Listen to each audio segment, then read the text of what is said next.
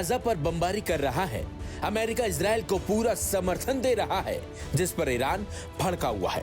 Iran तो अब सीधे सीधे अमेरिका को आंख दिखा रहा है, बल्कि अब तो ईरान ने साफ कर दिया है कि वो अमेरिका के साथ अपने परमाणु कार्यक्रम को लेकर किसी भी तरह की सीधी बातचीत नहीं करेगा।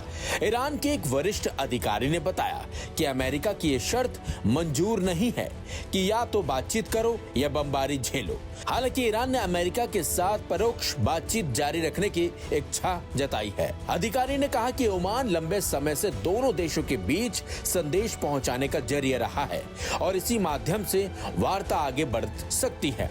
लेकिन इसी बीच ईरान ने साफ तौर पर अपने पड़ोसी देशों यानी कि इराक, कुवैत, संयुक्त अरब अमीरात, कतर, तुर्की और बहरीन को चेतावनी दी है कि अगर ये लोग अमेरिका को ईरान पर हमले में किसी भी तरह की मदद करते हैं तो उन्हें इसका गंभीर परिणाम भुगतना पड़ेगा।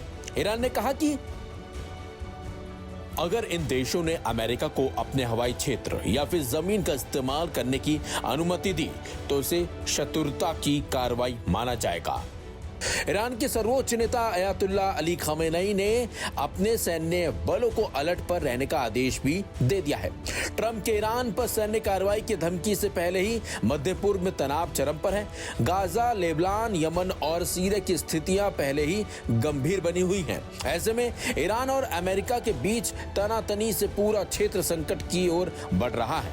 ईरान की चेतावनी के बाद कुवैत ने ईरानी मीडिया के जरिए ये साफ किया है कि उसकी जमीन से किसी भी देश पर हमला करने की इजाजत नहीं दी जाएगी। जिस तरीके से ईरान ने मुस्लिम देशों को अल्टीमेटम दिया है, इससे कहीं ना कहीं अमेरिका की टेंशन जरूर बढ़ेगी। ईरान की इस चेतावनी का सीधा असर अमेरिका पर ही पड़ेगा। आपको बता दें, इजराइल को अमेरिका का पूरा समर्थन मिल रहा है, जिससे ईरान भड़का हुआ है और यही वजह है कि ईरान अब अमेरिका का समर्थन करने वाले देशों को भी चेता रहा है। हालांकि यहाँ आपको यह भी बता दें, अमेरिका के खिलाफ हूती विद्रोही भी लगातार हमले कर रहे हैं और अमेरिका को भारी नुकसान भी पहुंचा रहे हैं। और तो और हूती विद्रोहियों के हाल ही के हमलों में अमेरिका को काफी नुकसान भी हुआ है, क्योंकि हूती विद्रोहियों ने अमेरिका के सबसे ताकतवर माने जाने वाले ड्रोनों को निशाना बनाया है, जिससे कहीं ना कहीं अमेरिका की कमर टूटी है। लेकिन इसी बीच ईरान ने अब उन देशों को चेतावनी दी है जो कहीं ना कहीं अमेरिका का समर्थन कर रहे थे। लेकिन अब ये युद्ध और ज्यादा बढ़ सकता है, क्योंकि वो देश अब कहीं ना कहीं ईरान की बात मानते नजर आ रहे हैं। बता दें आपको, ईरान के कई पड़ोसी देशों में अमेरिका के एयरबेस हैं। जानकार मानते हैं कि अमेरिका इन बेस का सहारा लेकर ईरान पर हमले करेगा। ईरान ने पड़ोसी देश ओमान और इराक को धमकी देते हुए कहा है कि अगर ईरान पर हमला करने के लिए उन्होंने अपने बेस अमेरिका को इस्तेमाल करने के लिए दिए तो ईरान का निशाना अमेरिका से पहले ये देश होंगे। ईरान ने साफ कर दिया है कि वो अमेरिका को बाद में और उसके हिमायतियों से पहले निपटेगा। बने रहिए लाइव हिंदुस्तान के साथ।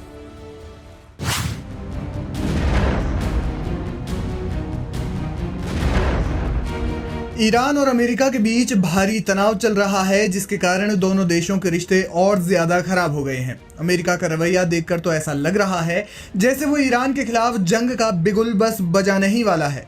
लेकिन इसी बीच ये सारा विवाद तेज हुआ परमाणु मसले पर बातचीत को लेकर। अमेरिकी सदर डोनाल्ड ट्रंप ने ईरान के supreme leader Ayatollah Ali Khamenei को परमाणु मसले पर बातचीत के लिए एक धमकी भरा पत्र भेजा, जिसे ईरान ने ठुकरा दिया।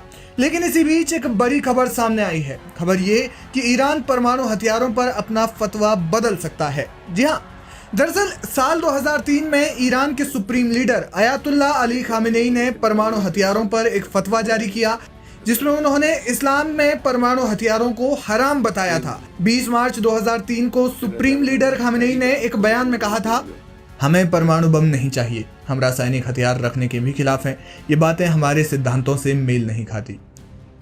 ये भाषण खामेनेई ने इराक पर अमेरिकी हमले के एक दिन बाद दिया।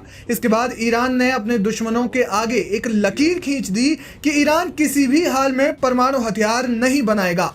हालांकि ईरान के विरोधी कहते हैं कि ये फतवा मुस्तकिल यानी स्थायी नहीं है। और अब सवाल उठ रहे हैं कि क्या सुप्रीम लीडर खामेनेई परमाणु हथियारों पर फतवे में बदलाव करेंगे। ऐसा इसलिए क्योंकि ईरान के पूर्व मंत्री अताउल्लाह मोहजरानी ने एक बयान में इसके संकेत दिए हैं। उन्होंने कहा कि सुप्रीम लीडर इस फतवे में बदलाव कर सकते हैं। उन्होंने इसके कई कारण बताए। अताउल्लाह मोहजरानी ने कहा, ईरान के सर्वोच्च नेता अयातुल्लाह सैयद अली खामेनेई मजहबी, सियासी और न्याय शास्त्रीय कारणों का हवाला देते हुए जौहरी हथियारों को बनाने पर रोक लगाने वाले अपने फतवे को बदल सकते हैं। अमेरिकी सदर डोनाल्ड ट्रंप की ईरान पर बमबारी करने की बार बार की धमकियों और नेतन्याहू के रुख के साथ इस उसूल को तब्दील करना तार्किक और जायज़ माना जा सकता है और इसे कौमी और क्रांतिकारी हितों की सेवा के रूप में ताबीर यानी व्याख्यायित किया जा सकता है।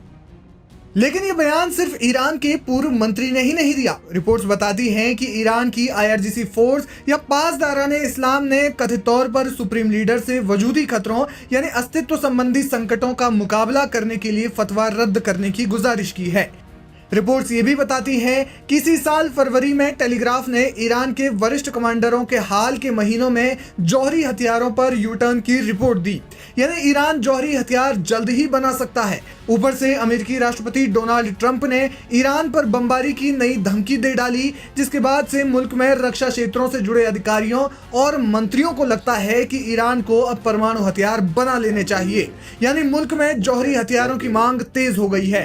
हालांकि कई रिपोर्ट्स ये दावा करती हैं कि ईरान परमाणु हथियार बनाने की तैयारी सालों पहले से ही कर रहा है, लेकिन समय समय पर इसमें रुकावट आ जाती है।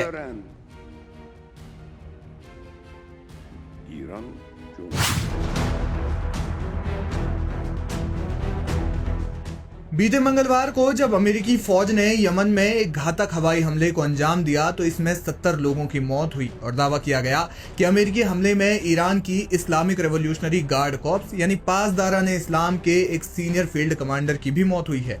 यमन की सरकार ने यह दावा किया और मामले पर संवेदना जताई, लेकिन अब यह दावा झूठा साबित हो गया है। जी हाँ, इस मामले में खुद ईरानी मीडिया का बयान सामने आया है। ईरानी मीडिया ने साफ करते हुए कहा कि हमले में उनके किसी भी नागरिक की मौत नहीं हुई है। ईरान की तस्नीम समाचार एजेंसी के मुताबिक यमन की सरकार का दावा गलत है और इस हमले में उनके एक भी नागरिक या एक भी कमांडर का बाल भी बांका नहीं हुआ है। तस्नीम न्यूज एजेंसी ने कहा, यमन में ईरानी सेना की शहादत के बारे में जारी की गई रिपोर्ट सही नहीं है। तस्नीम के रिपोर्टर द्वारा की गई फॉलोअप रिपोर्ट से पता चलता है कि यह दावा झूठा है और यमन में कोई भी ईरानी शहीद नहीं हुआ है।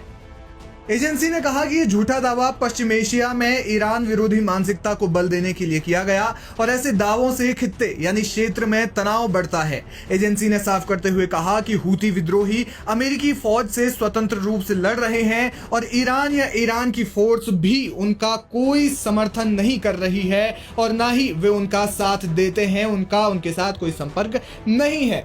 अमेरिका ने जब यमन में हूती विद्रोहियों के ठिकानों पर एयर स्ट्राइक की तो कहा गया कि इलाके में भीषण तबाही हुई है। इसमें कई इमारतें जमींदोज हुई और 70 लोगों की मौत हो गई। मरने वालों में IRGC के सीनियर फील्ड कमांडर भी शामिल थे। ये जानकारी खुद यमन के सूचना मंत्री मुअम्मर अल एरियावी ने दी थी। लेकिन अब जब ईरान ने उनके कमांडर की मौत की बात से इनकार किया है तो इससे यमन के मंत्री की बात झूठी साबित हो गई है। जानकारी के लिए बता दें कि यमन में दो हुकूमतें हैं, एक जो यमन गणराज्य की सरकार है और दूसरी हूती विद्रोहियों की। यह दावा यमनी सरकार की ओर से किया गया है। कहा जाता है कि यमनी सरकार सऊदी अरब की कट्टर समर्थक है। यही कारण है कि जब हूती विद्रोहियों ने मुल्क में गृह युद्ध छेड़ा तब सऊदी से भी हूती लड़ाकों का टकराव हुआ। यमन में हूती विद्रोहियों और अमेरिकी सेना के बीच लड़ाई तेज हो रही है, जिसकी वजह से अमेरिकी फौज कई बार हूती विद्रोहियों के ठिकानों पर बमबारी कर चुकी है और संभव है कि आगे भी करेगी। हालांकि दूसरी ओर हूती विद्रोही भी सीना तान कर अमेरिका का मुकाबला कर रहे हैं। हाल ही में हूती विद्रोहियों ने एक साथ 3 जगह पर हमले किए। सबसे पहले उन्होंने अमेरिका के एक जासूसी ड्रोन को मार गिराया जो अमेरिका और इसराइल के लिए खुफिया जानकारी इकट्ठा कर रहा था। यह ड्रोन सादा प्रांत में नाकाम किया गया। इसके बाद हूती विद्रोहियों ने लाल सागर में मिसाइलों से अमेरिकी विमान वाहक युद्धपोत USS हैरी ट्रूमैन और उसके साथ अन्य युद्धपोतों को निशाना बनाया। इतना ही नहीं, हूतियों ने इसराइल की राजधानी तेल अवीव में भी ड्रोन हमले किए।